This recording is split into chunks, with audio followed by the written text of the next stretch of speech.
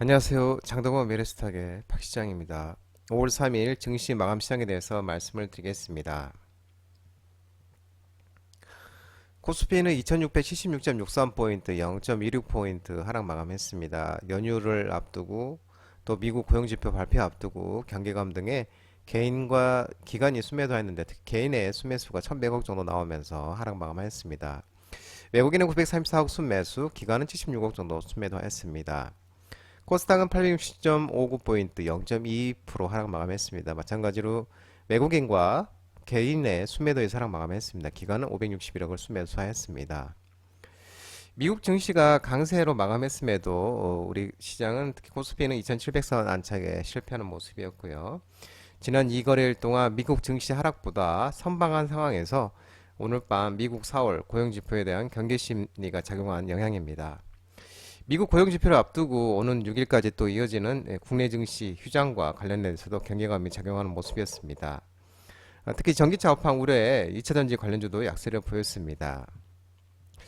원달러 환율은 1362.80원으로 마감했습니다. 0.95% 하락 마감했습니다. 큰 폭으로 하락했습니다.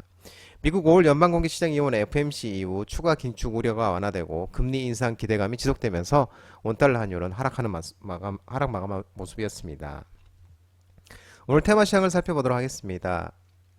아이폰 관련 종목들이 움직임이 있었는데요. 애플 대규모 자사주 매입 발표 소식에 시간외로 6% 급등하면서 BH, 하이비전 시스템, LG이노텍, 프로텍, LG디스플레이 등 아이폰 관련 종목들의 움직임이 좋았습니다.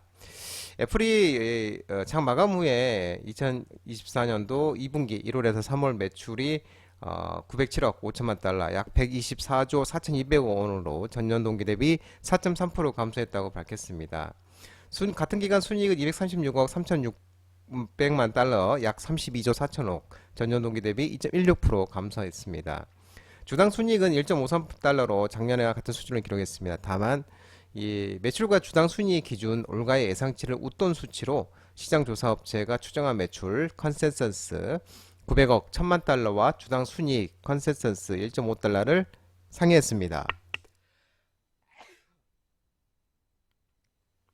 또한 애플은 한 주당 0.25달러의 또 배당을 실시하기로 했고 이와 함께 1100억 달러 규모의 자사주 매입을 발표를 했습니다. 이번 자사주 매입 규모가 작년에 900억 달러보다 22.2% 늘어난 수준으로 역대 최대 규모였고요. 팀쿡 CEO가 다음 주 새로운 아이패드 출시와 다음 달에 열리는 연례 개발자 컨퍼런스에서 AI와 관련해서 큰 발표 계획을 갖고 있다고 밝혔습니다. 그러면서 뉴욕 증시에서 시간에서 애플이 약 6%가량 상승세를 기록했었습니다. 또 BH에 대한 2분기 매출액이 3,909억 원으로 작년 대비 28% 상승했습니다. 영업이익은 172억 원으로 작년 대비 77% 상승하는 모습이었습니다. 기록할 것으로 전망하고 있는 모습이고요. 이 북미 고객 사양 RFP12 매출액이 예년보다 이른 시점부터 증가하기 시작할 것으로 예상되는데 올해 출시할 모델에 대한 기대감이 반영된 준비 과정이라고 판단된다고 설명을 했습니다. AI 챗봇, 챗GPT, 지능형 로봇, AI 관련 종목들의 움직임이 있었는데요. 네이버가 1분기 호실적을 발표 속에 클라우드 부문 쪽에 가파른 성장세가 시현이 됐고 팀쿡이 또 AI 관련 큰 발표를 계획 발언하면서 AI 챗봇, 지능형 로봇, 네이버 관련 종목들의 움직임이 있었습니다. 네이버, 폴라리스 AI, 플리토, 아지스트소프트, 브리지텍, 알체라, 마음AI 등 간만에 AI 챗봇 관련 종목들의 움직임이 있었습니다.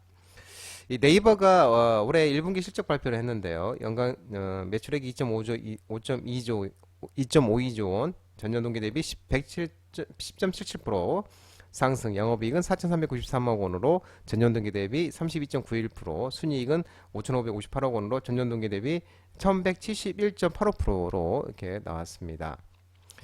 이 매출액이 역대 두 번째, 영업이익은 역대 최대치를 기록했고 매출과 영업이익 모두 컨센서를 상회했습니다. 사업 부문별로 보면은 서치 플랫폼 9,054억, 커머스 7,034억, 핀테크 3,539억, 콘텐츠 4,463억, 클라우드 1,170억 원으로 특히 이 동사의 자사의 초고대 AI 하이퍼 클라우드와 X를 앞세운 클라우드 부문에서 가파른 성장세를 보였습니다. 이 클라우드 부분 매출액이 전년 대비 25.5% 증가했으며 네이버는 또 생성 AI 솔루션의 본격적인 매출 실현 이유로 분석을 했습니다. 또 4월 초에 개편을 통해 더욱 세분화되고 전문화된 사업 조직을 기반으로 시장 동향에 기민하게 대응하면서 이 새로운 사업계를 발굴하는 데 집중하고 있다면서 AI와 데이터, 검색 등 네이버의 핵심 기술을 활용해 차별화된 경험을 제공하는 한편 장기적인 기술 성장을 창출해서 동사 본연의 경쟁력을 보다 빠르게 강화할 수 있도록 하겠다고 밝혔습니다. 또한 팀 쿡 CEO, 애플 CEO 또한 앞으로 몇 주 안에 다음 달, 내달에 AI와 관련해 큰 발표가 있을 것이라면서 생성형 AI에 대한 제품 전반에 걸쳐 큰 기회가 있다고 믿고 있다고 밝히고 있는 모습입니다. 반도체 관련 종목들의 일부 종목들의 반등이 있었는데요. 미국 필라델피아 반도체 지수가 급등을 하고 4월 디램 가격이 급등하면서 ISC, 니노공업, 테크윙, 유진테크, QRT, 레이저셀, DI 등 일부 반도체 관련 종목들의 반등이 있었습니다. 또한 태성, YMT, 타이거일렉, 코리아서킷 등 일부 PCB, FPCB 관련 종목들도 상승을 하는 모습이었습니다. 지난밤 뉴욕 증시에서 파월 패드 연준 의장이 이 비둘기파적인 발언을 소화하면서 비농업 고용 완화 기대감 등의 상승한 가운데 필라델피아 반도체지수가 급등 마감하는 모습이었습니다. 2.17%로 상승 마감했고 또 엔비디아의 3.34, 마이크론 2.40, AMD 1.31 등이 상승했습니다. 특히 퀄컴이 전일시장 예상치를 상회하는 실적을 발표하면서 퀄컴이 9.74%로 급등을 했습니다. 또한 이 그 시장 조성업체에 따르면은 이제 디램 이스체인지에 따르면 PC용 디램 범용 제품 DDR4 8기가짜리가 4월 평균 고정거래 가격이 전월 대비 16.67% 상승하면서 2.1달러를 기록하면서 2022년 12월 이후 처음으로 2달러를 회복했다고 합니다. 특히 시장 조성업체 트랜스포드는 대만 지진으로 어느 정도 수요가 급증했지만 이 PC 제조사들의 높은 재고로 2분기 전체 PC 디램 조달 물량은 크게 감소할 것으로 예상된다며 이 고객사들의 현재 재고 수준과 향후 주문 하향 조정 가능성을 고려하면 PC 디램 가격이 3분기 후반에 또 완화될 것으로 전망하고 있는 모습입니다. 한편 또 이재용 회장이 유럽 출장을 마치고 3일 오전 기포공항을 통해 귀국을 했는데요. 이재용 회장 취재진이 질문을 던지기도 전에 이재용 회장이 봄이 왔네요라고 인사를 건넸다고 합니다. 봄이 왔다고 말한 것은 뭐 계절적 의미뿐만 아니라 최근 반도체 업황 개선 등을 빗대어 말한 것 아니냐는 해석이 또 나오고 있는 모습입니다.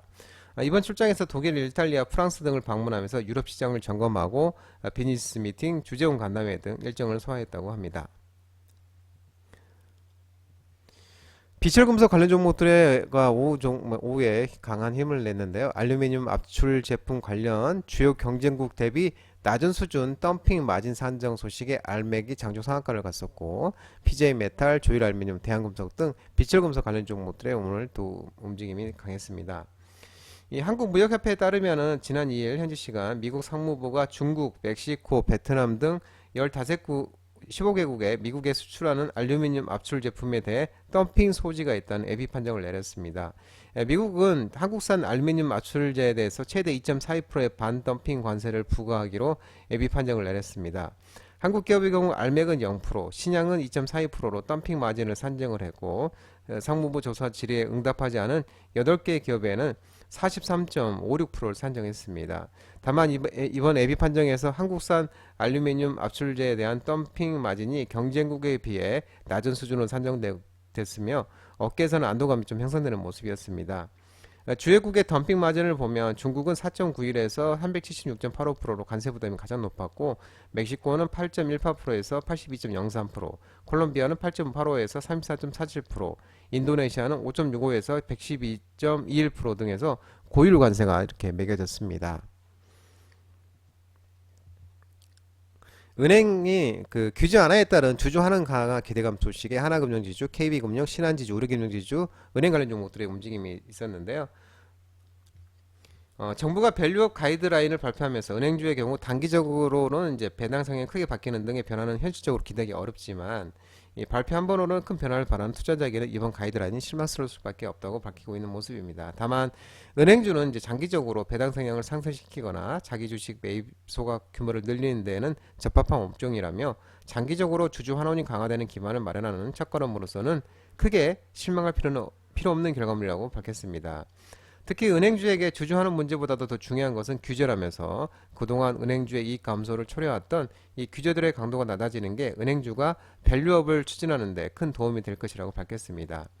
또한 이 장기간의 국내 은행주 투자에 소극적이었던 투자자들에게 가장 확실히 변화를 느낄 수 있게 해주는 요인이라 판단되면서 주주 한원 이상으로 PBR에 영향을 미칠 수 있는 요인이라고 설명을 했습니다. 정유, LPG, 도시가스 관련 종목들의 오늘 움직임이 있었습니다. 이라크 이슬람 저항군이 이스라엘 수도 텔아비브에 미사일을 공격했다는 소식에 흥구석유, 중앙에너비스, GSE, 대성에너지 등 정유 LPG, 도시가스 관련주 또 i3 시스템, 비텍, 휴니드, 스페코, 대성하이텍, 풍산 등 방산주 관련 종목들이 또 움직임이 있었습니다. 이라크 내 친이라 무장단체 이슬람 저항군이 이스라엘 수도 텔아비 등을 겨냥해 미사일 공격을 단행했다고 합니다. 이 단체는 온라인 성명을 내고 이날 이스라엘의 새 지점을 겨냥한 미사일 공격이 자신의 소행이라고 주장을 했으며 이슬람 저항군은 전투기를 띄워서 텔아비브의 두 지점과 남부도시 브엘사브의 한 지점에 장거리 순항 미사일로 세 차례 공격을 가했다며 이번 공격이 가자 주민과 연대 속에 이루어졌다고 강조하고 적들의 거점을 계속해서 겨냥할 것이라고 밝혔습니다.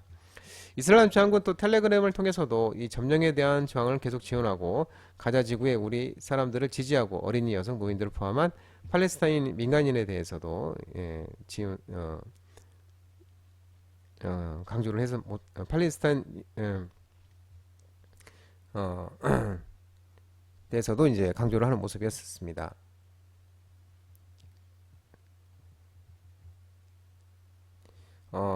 다시 말씀드리면 이제 이슬람 저항군이 텔레그램을 통해서 점령에 대한 저항을 계속 지원하고 가자 지구에 우리 사람들 지지하고 어린이, 여성, 노인들을 포함한 팔레스타인 민간인에 대한 학살에 대응하기에 이라크의 이슬람 저항군 전사들이 알-아르캅 순항 미사일 VL4바의 핵심 목표를 공격했다고 주장을 했고 다만 구체적인 표적이나 사상자 발생 여부 등은 알려지지 않았다고 합니다. 장동호 비례스탁 전화번호는 166-3797입니다. 끝으로 장동호 대표 유튜브 채널 구독과 좋아요 많이 부탁드리고요. 알림 설정을 꼭 해두시기 바랍니다. 유튜브 채널 아래 보면은 공유가 있습니다. 공유, 소개 링크 많이 부탁드리고요. 유튜브 장중 라이브 무료 방송 진행하고 있으니까 혼자 하기 힘드신 분들이나 도움이 필요하신 분들은 언제든지 오셔서 많은 도움 받아가시기 바랍니다. 오늘 또 한 주간 마무리하는 시장 모든 분들 고생 많으셨고요. 남은 시간 평안한 시간 되시고 즐거운 주말 되시고 연휴 즐거운 시간 되시기 바랍니다. 감사합니다.